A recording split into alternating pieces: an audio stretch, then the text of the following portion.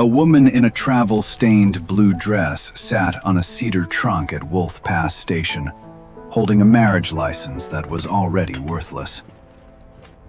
She thought the man who had sent for her was delayed. She did not know he had run. And she did not know that, high above the valley, the most feared trapper in the snowy range had already found the first sign of the lie.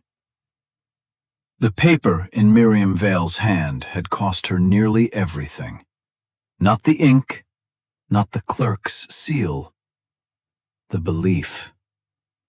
She had carried that belief from St. Joseph, Missouri, across hundreds of miles of iron track, soot, stale bread, sleepless benches, and women who stared when they learned why she was traveling alone. A mail-order bride. That was the phrase people used when they wanted to sound practical. But Miriam had never thought of herself as merchandise. She thought she was answering a promise. Silas Crowder had written in a neat, slanted hand. He said he owned a respectable freight office in Wyoming Territory. He said Wolf Pass was growing. He said a decent woman could make a home there if she had courage, patience, and a good head for accounts. He wrote that he was a widower. He wrote that he had no taste for saloon girls. He wrote that he wanted a wife who knew how to keep a house warm when winter came early. Miriam had read those letters until the creases turned white. By the time the Union Pacific train coughed her out onto the lonely platform, the sky was already bruised purple above the hills. Wolf Pass was not a town so much as a disagreement between timber, mud, and ambition. 2 hotels leaned against the wind. 3 saloons burned yellow in the distance. A blacksmith's chimney breathed coal smoke into the cold. The depot itself looked tired, as if every train that stopped there took a little of the building with it. Miriam waited beside her cedar trunk. Inside that trunk were 2 dresses, a winter shawl, a cracked hand mirror, her mother's biscuit cutter, 1 Bible with a dried violet pressed between Romans and Corinthians, and a bundle of Silas Crowder's letters tied in brown string. There was also a flat leather document case at the very bottom. Silas had mailed it ahead of her departure and told her not to open it. Legal papers for the freight office, he had written. Bring them safe, and we begin properly. So she brought them safe, like a fool. At 3 o'clock, the last passenger wagon left the depot yard. At 3:30, the depot boy brought in the water buckets and would not meet her eyes. At 4, the station agent locked the telegraph drawer and stepped out with his hat in his hands. His name was Amos Treadwell. He had a red nose, a stiff limp, and the expression of a man who had delivered bad news too many times to pretend it was unusual. "Miss Vale," he said, "you ought not sit here once the lamps are out." Miriam stood. Her knees had gone stiff from the cold, but she tried not to show it. "Mr. Crowder will come," she said. Amos looked at the marriage license, then at the trunk, then beyond her toward the road where no one was coming. "No, ma'am." The answer was so plain that it hurt worse than cruelty. Miriam folded the license once, carefully, as though neatness could keep her life from tearing. "I have his letters." "I know." "He sent money for the fare." Stolen money, most likely. The platform seemed to tilt under her boots. Amos swallowed hard. Silas Crowder did not own a freight office. He kept books for Pritchard's stage line until they discovered half their payroll missing. Then he got caught playing pharaoh with men who do not accept apologies. Miriam could not feel her fingers. He said he had a house. He had a rented room over the livery. He said he was widowed. He was never married. The wind found the gap between Miriam's collar and throat. It slid in like a knife. Where is he? Amos looked away. Gone before daylight. Marshall says he rode west with 2 horses and a stolen ledger. If the Ransom brothers caught him, he is dead. If they did not, he will wish he was. Miriam heard every word, and yet for a few seconds, none of them belonged to her. The saloons kept laughing in the distance. A teamster cursed at a mule. Somewhere, a piano began playing too fast for the hour. Her whole future had not collapsed loudly. It had simply failed to arrive. She looked down at the trunk. The cedar was scratched from travel. One corner split, brass latch bent from rough handling. It was ugly, it was heavy. It was hers. I have $1.11, she said. Amos closed his eyes. There is a widow named Mrs. Pike who rents cot space behind the laundry. She may take the $1. And tomorrow? The agent did not answer. That was answer enough. He locked the depot door at dusk. Miriam remained on the platform because she could not yet make herself walk toward a town that had already decided what she was. Not a bride, not a wife, not respectable. A stranded woman with no man and no room. By sundown, the cold had become a living thing. It climbed under her shawl. It bit through the seams of her gloves. It made the marriage license tremble in her hand. 3 miners passed at a distance and slowed when they saw her. One of them laughed. Miriam reached down, picked up a broken coupler pin from beside the track, and held it in her lap with both hands. It was too heavy for her. That was why she liked it. If the town came for her, it would at least know she had not waited empty-handed. Above Wolf Pass, where the timber thickened and the world became rock, spruce, and white breath, Caleb Rourke stopped his mule in the snow and looked at the valley. He hated the sight of town lights. They looked warm from a distance. He knew better. Warmth in a frontier town belonged to the people who could afford a door that locked. Caleb Rourke was not the sort of man doorways welcomed. He stood taller than most men by half a head, with shoulders shaped by axes, hides, winter meat, and years of carrying burdens no one saw. His beard was dark with a streak of silver at the chin. His left hand was missing the tip of one finger. Across his brow ran a pale scar from an elk horn, though most people preferred the story that a bear had given it to him. People always preferred the bloodier version. Caleb let them.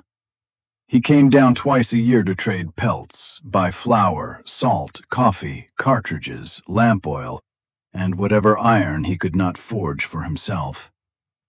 He spoke little. Town men called him Rourke the Wolf. Not to his face.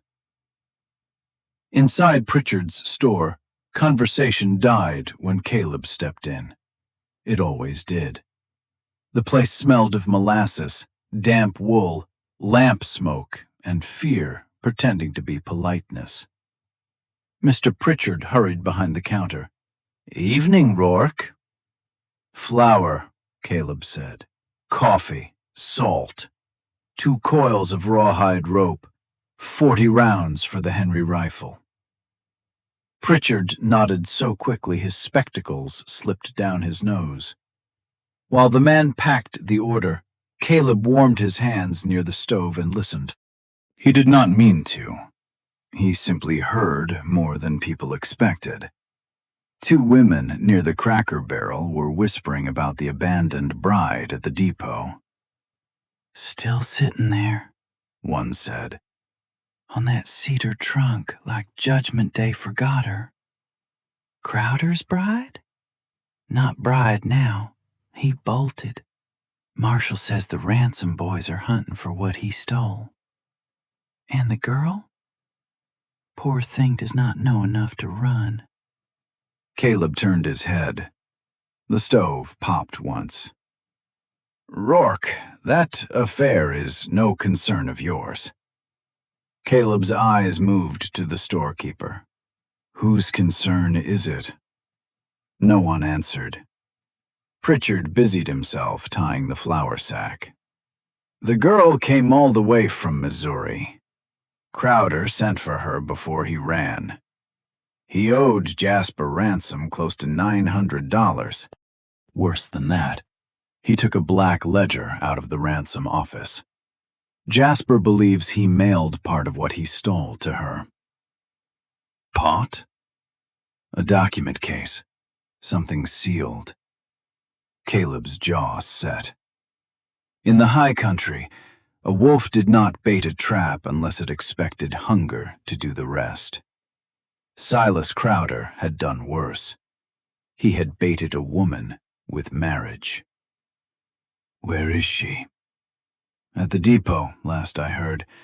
But Rourke..." Caleb dropped a heavy twist of gold dust on the counter. "Keep the supplies loaded." "Where are you going?" Caleb opened the door. The wind blew snow grit across the store floor. "To see whether this town has any men left in it."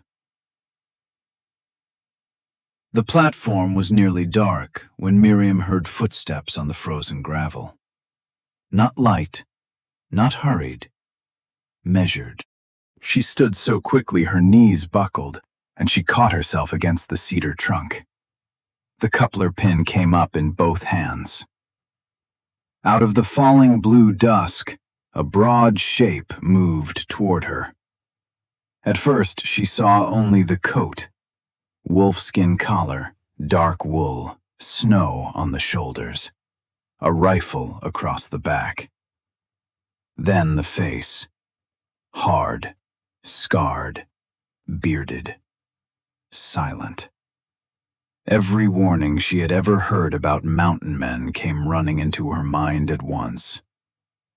"Stay where you are," Miriam said. Her voice shook. She hated that. The man stopped 10 paces away and lifted both hands. Empty palms. "I am not Crowder," he said. "I know that." "Then you are already better informed than most people in this town." Miriam kept the iron raised. "I will strike you." "You might." His voice was low, rough, and strangely calm. "But if you swing that pin, use 2 hands and aim for the knee. My skull is thicker than your chances." That was so unexpected, she nearly lowered the weapon. Nearly. "Who are you?" Caleb Rourke. The name meant nothing to her, but the way the darkness seemed to stand behind him made it feel important. He nodded toward the trunk. "Crowder sent you." Her throat tightened. "He was to marry me." "No, he was to use you." The words struck clean. No pity, no decoration, just the shape of the truth. Miriam's arms began to tremble from the weight of the iron. "Have you come to tell me that too?" "I came to get you out of the wind." "I have no money." "I did not ask." "I do not know you." "That is the first wise thing you have said." She stared at him. Behind him, Wolf Pass glowed with saloon light and judgment. In front of her stood a stranger who looked as if the mountains had carved him out of their own dark stone. "I can go to Mrs. Pack's laundry," she said. "You can." "Then I will." "You will not reach it alone." His eyes moved past her shoulder. Miriam heard it then. Not one set of footsteps. Several. 3 men emerged from the freight shed, long coats swinging, hat brims low, hands near revolvers. They had not come from town. They had been waiting where the lamplight thinned. The tallest one smiled with only half his mouth. "Evening, Miss Vale." Miriam's blood chilled. Caleb did not turn fully. He shifted one boot, enough to place his body between her and the men. The tall man chuckled. "Well now, Rourke the Wolf found himself a bride." "She is not yours," Caleb said. "No, she is Crowder's debt." The man tapped 2 fingers against the butt of his pistol. "Name is Willis Ransom. My brother Jasper wants what Crowder stole. We figure she brought it with her." "I brought clothes," Miriam said. "A Bible, nothing of yours." Willis looked at the cedar trunk. "Then you will not mind us opening it." Caleb's voice dropped. "You walk away now, Willis." "Or what?" The wind moved between them. Nothing else did. Then Willis drew. Caleb moved faster than a man his size should have been able to move. He seized the cedar trunk by one handle and swung it like a gate. The trunk slammed into Willis's shoulder and drove him backward into the first gunman. Both men crashed against the freight scales. The third man got his revolver halfway up before Caleb's boot struck his wrist. The shot that should have killed Caleb fired into the platform roof instead. Miriam screamed once, then clamped her own mouth shut. Caleb caught the third man by the collar and threw him down the depot steps. Willis Ransom tried to rise with a knife in his hand. Caleb stepped on his wrist. Not hard enough to break it. Hard enough to promise he could. "You tell Jasper," Caleb said. "The woman is under my protection." Willis spat blood onto the snow. "You do not know what Crowder took." "I know enough." "No," Willis whispered, grinning through the pain. "You know nothing. Crowder stole the winter payroll routes. Names, dates, strongbox wagons, every shipment between here and Fort Steele. Jasper gets that ledger back. He owns every road in the county. If he does not, men much richer than him will hang us all." Miriam's stomach turned over. The leather case at the bottom of her trunk. Not freight papers. A road map for robbery. Willis saw the truth on her face. "There it is," he said softly. "She has it." Caleb lifted the trunk with one hand and took Miriam's elbow with the other.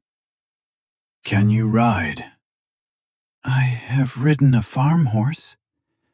"That is not what I asked." She looked at Willis Ransom on the platform floor, then toward the saloons where more men could be summoned with one shout. "Yes," she said. Caleb nodded once. "Good. Where are we going?" He looked toward the black ridge rising behind the town. Somewhere, greed has to climb on foot. The first mile out of Wolf Pass nearly killed her. Not from bullets, from silence. Caleb did not explain himself. He put her on a pack mare named Juniper, lashed the cedar trunk behind a mule, and led them into timber without a lantern. The town lights vanished behind them one by one, swallowed by snow and pine. Miriam tried to count breaths. She lost count. The trail rose through lodgepole and granite, then narrowed until there was no trail at all. Branches slapped snow into her face. Cold needled through her stockings. The mare climbed ledges Miriam could not see until they were under her. Caleb moved ahead, one hand on the lead rope, rifle in the other, as if the dark had given him permission to pass. The storm thickened after midnight. Miriam's hands went numb. Her thoughts came apart at the edges. Once she saw her father's kitchen in Missouri, the stove door glowing red, her mother singing badly while cutting dough. Then the image drifted away, and she realized her eyes were closing. A gloved hand closed over her boot. "Wake up." "I am awake." "No, you are polite. That is different." She tried to answer, but her teeth would not let her. Caleb walked beside the mare for a while, holding her ankle through the skirt as if anchoring her to the world. "Talk," he said. "About what?" "Anything." "I dislike you." "Good. That has heat in it." She made a sound that might have been a laugh if the cold had not stolen half of it. "Do you always rescue women by insulting them?" "Never rescued one before." "Then you are poor at it." "I will improve if you live long enough to complain." That time she did laugh. A small, broken sound, but it was hers.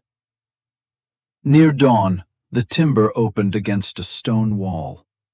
Caleb led them into a narrow cut between two granite shoulders, so hidden Miriam would have missed it in daylight. There, tucked under an overhang and half buried in snow, stood a cabin made of peeled logs and river stone. It did not look welcoming. It looked alive. Caleb pushed the door open, swept snow from the threshold with his boot, and lifted Miriam down before her legs could fail. Inside, the cabin was black and cold, but the wind stopped. That alone felt like mercy.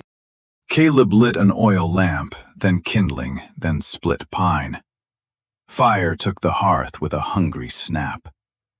A wash basin, a rough table, 3 chairs, a shelf of tin plates, furs stacked near the wall, dried herbs hanging from a beam, a rifle rack, a narrow bed folded tight with wool blankets.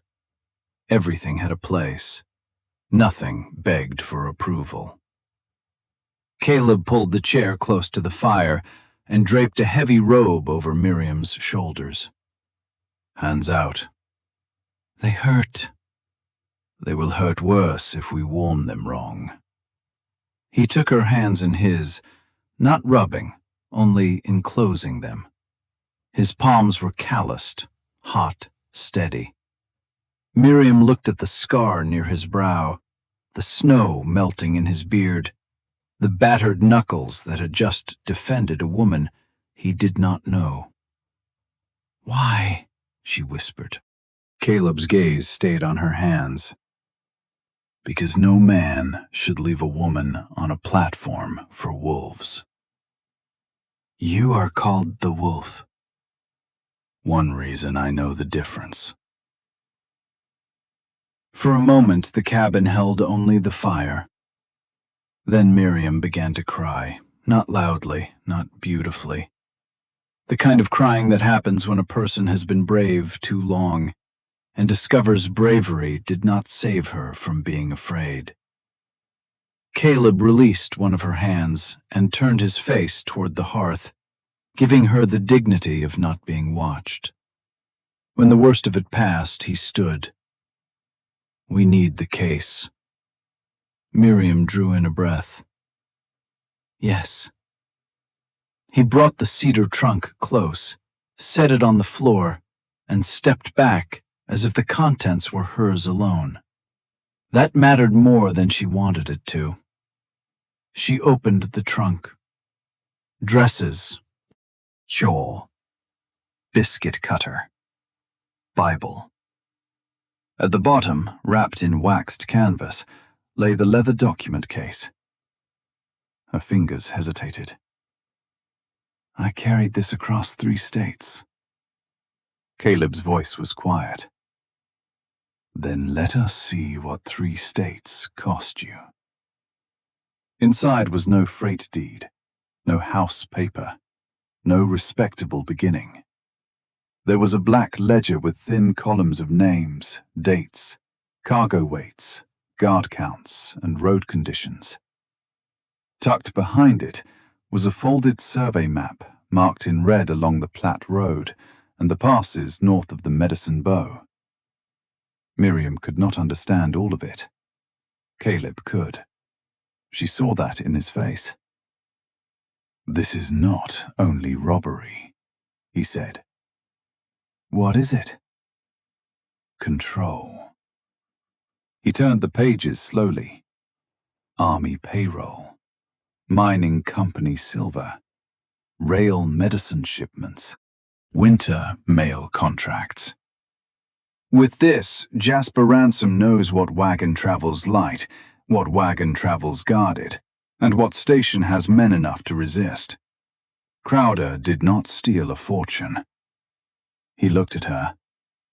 He stole the roads. The room seemed to shrink around the fire. Miriam touched the edge of the ledger with one finger, then pulled back as if it might burn her. "If they get it back?" "Men die on roads no one can patrol." "And if we keep it?" "They come here." "Can we take it to the marshal?" Caleb closed the ledger. "Marshal Bell drinks at Ransom's table." "Then the army?" "Fort Steele is 3 days in clear weather. In this storm, 5, maybe 6. Miriam looked toward the door. Beyond it, the world was white, empty and waiting. "What are we to do?" Caleb set the ledger on the table between them. The firelight threw a red line across his scar. "First, we let the mountain close behind us."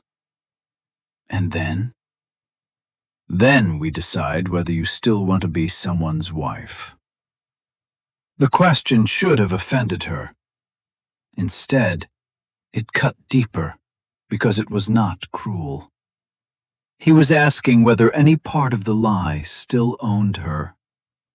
Miriam looked at the marriage license on top of the trunk. Her name beside Silas Crowder's. 2 strangers tied together by a clerk's stamp and a coward's ink. "No," she said. "I want to be someone no one can send for and abandon." Caleb nodded. "Then we start there." For 2 days, the storm buried the pass. Snow sealed the windows to gray light. Wind pressed against the cabin walls with both hands. The roof groaned in the dark hours, and sometimes the trees outside cracked so sharply Miriam woke with her heart already racing. Caleb never seemed surprised by any sound. He knew the language of the place. A roof beam complaining was not the same as a branch falling. A mule shifting in the lean-to was not a man approaching. A snowslide on the far slope was not danger unless it rolled twice. He taught her the difference. At first, Miriam hated how much she needed the lessons.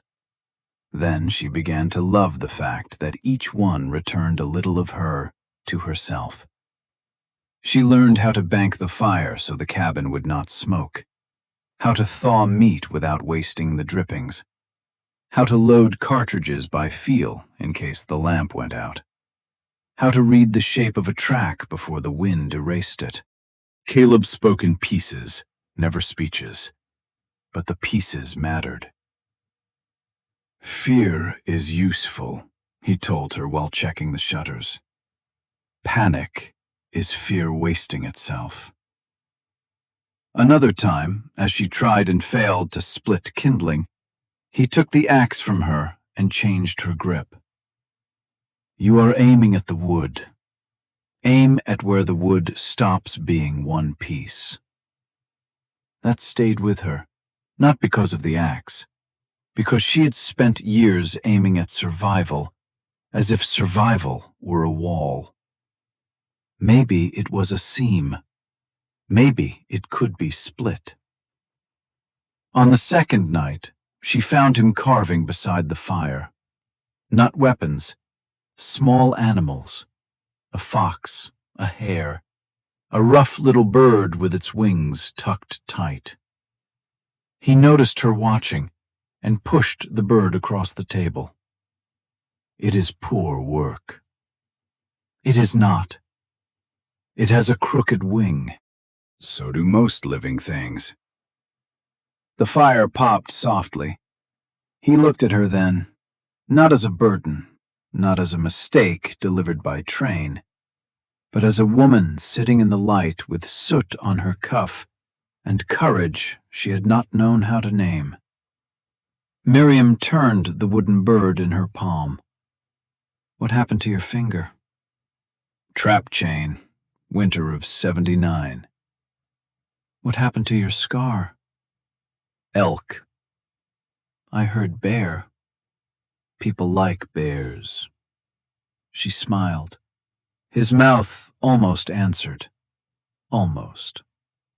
That was when the mule in the lean-to went silent. Caleb heard it before Miriam understood. There was something to hear. He rose in one smooth motion and took the rifle from the rack. The cabin changed around him.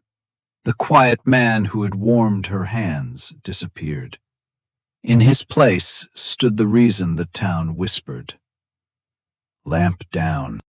Miriam lowered the wick until the room darkened to ember light.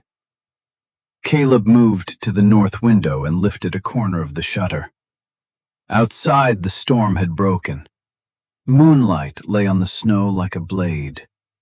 Below the cabin clearing, where the trail bent between the pines, dark shapes moved. Horses. Men. 6 of them. One slumped forward in the saddle with his wrists tied to the horn. Miriam did not need to see his face clearly. Her body knew before her mind accepted it. "Silas," she whispered. Caleb's jaw hardened. They found him. Outside, a voice called through the cold. "Rourke!" The voice carried pride and hunger.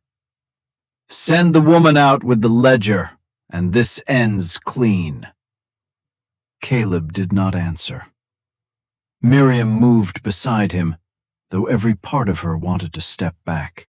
In the moonlit clearing stood Jasper Ransom, broad in a black coat trimmed with beaver, a silver watch chain flashing across his vest as if he had dressed for church instead of murder.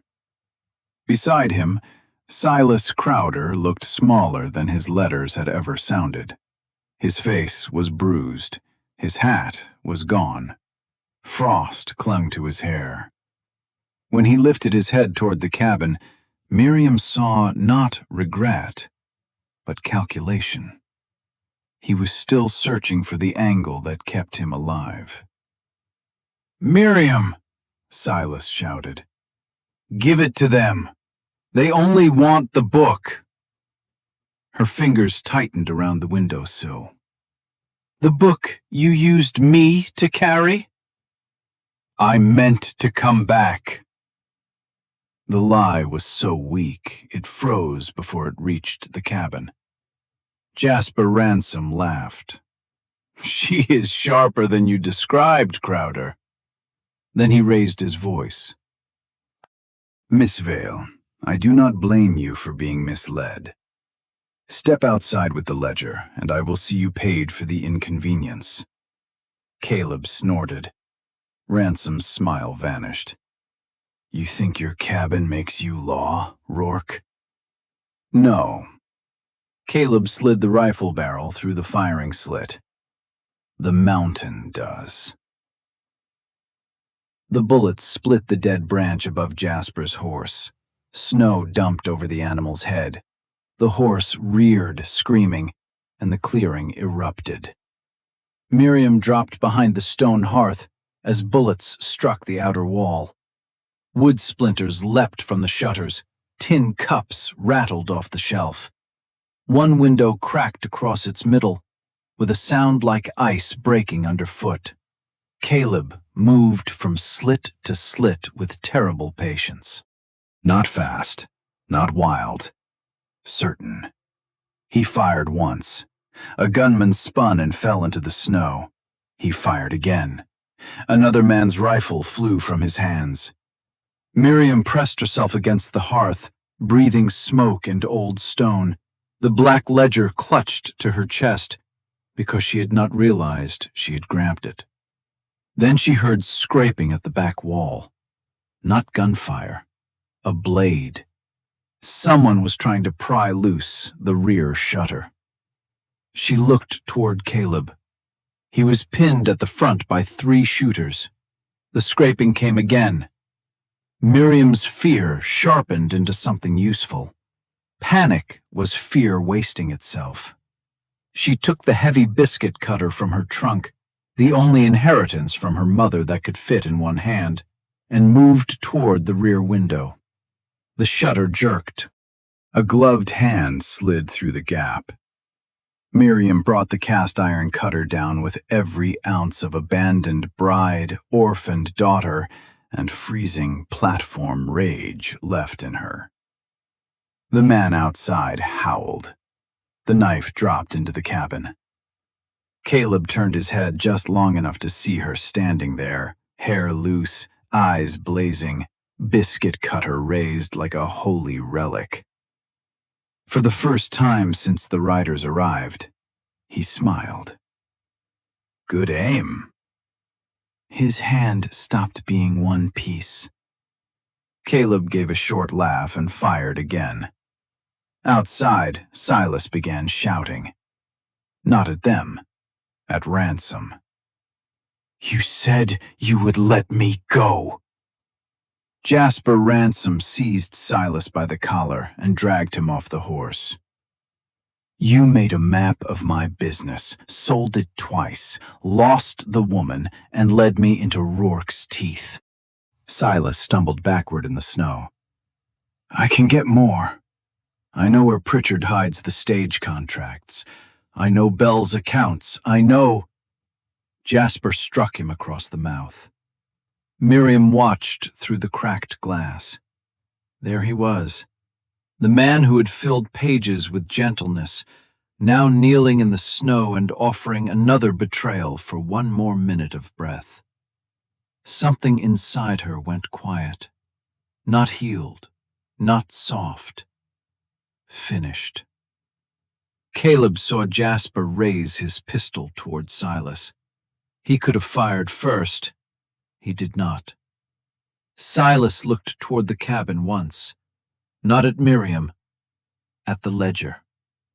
That was the last truth he ever told. Silas fell sideways into the snow. Miriam closed her eyes. No tears came. Jasper turned his pistol back toward the cabin. You see what I do with thieves, Rourke? Caleb opened the front door. Miriam's breath stopped. He stepped onto the porch in full moonlight, rifle low, shoulders broad against the white world. Every outlaw gun swung toward him. Caleb did not flinch. You came up my trail, he said. You fired on my house. You killed your own rat in my yard." He lifted the rifle. "Now learn why men whisper before they climb." Ransom fired first. The bullet tore through Caleb's coat sleeve. Caleb's shot struck Ransom's revolver and blew it from his hand. The remaining men broke, not because Caleb had killed them all, because they suddenly understood the mountain was not scenery. It was on his side. Snow swallowed their boots. Pines blocked their horses. The cold slowed their fingers. Every root down belonged to the man standing on the porch. One outlaw ran for his horse. Caleb shot the saddle strap. The horse bolted riderless. Another threw down his rifle and lifted both hands. Jasper Ransom, bleeding from one hand and shaking with fury, tried to reach the pistol in his boot. Miriam stepped onto the porch with the ledger in her arms. "Mr. Ransom?" Her voice was not loud, but the clearing heard it. Jasper looked at her. Miriam held the ledger over the porch lantern. Caleb's eyes snapped toward her. "Miriam?" She did not look away from Ransom. "This book owns the roads only if men like you can hide behind it." The ledger pages fluttered in the wind. Jasper's face changed. "No." Miriam opened the front cover and held it to the flame. Fire ran along the columns. Ink curled.